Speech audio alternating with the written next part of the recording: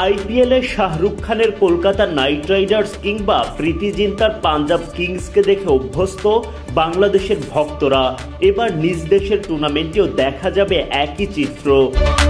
কারণ আগামী বিপিএল এর নতুন মালিকানায় আসবে ঢাকা ফ্র্যাঞ্চাইজি, যেখানে দলটার মালিকানায় থাকবেন ঢালিউড সুপারস্টার শাকিব খানও।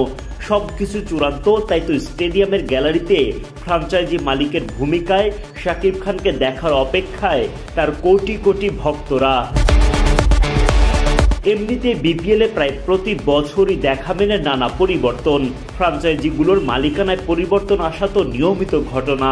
এবার পরিবর্তিত রাজনৈতিক পরিস্থিতিতে একাধিক দলের মালিকানায় আসতে পারে বদল। গেল আসরে ঢাকার ফ্র্যাঞ্চাইজির মালিকানায় ইতোমধ্যেই পরিবর্তন স্পষ্ট।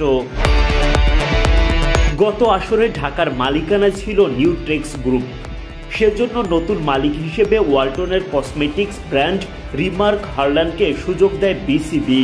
ইতোমধ্যে ফ্র্যাঞ্চাইজি ফি 1.5 কোটি টাকা বিসিবির অ্যাকাউন্টে জমা দিয়েছে প্রতিষ্ঠানটি।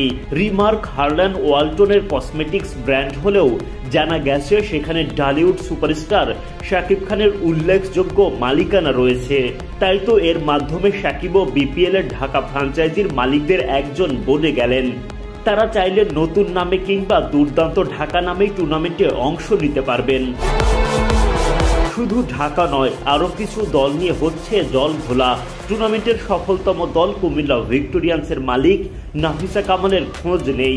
গুঞ্জন রয়েছে পরিবর্তিত রাজনৈতিক পরিস্থিতিতে ইতোমধ্যেই তিনি দেশ ত্যাগ করেছেন। তাই তো এই দলটার অংশগ্রহণ এখনও অনিশ্চিত। সব জটিলতা কাটিয়ে সেপ্টেম্বরের শেষ দিকে প্লেয়ার্স ড্রাফট সম্পন্ন করার আশা বিসিবির। আর টুর্নামেন্টের জন্য সময়সীমা ধরা হয়েছে 26 ডিসেম্বর থেকে 7 ফেব্রুয়ারি পর্যন্ত।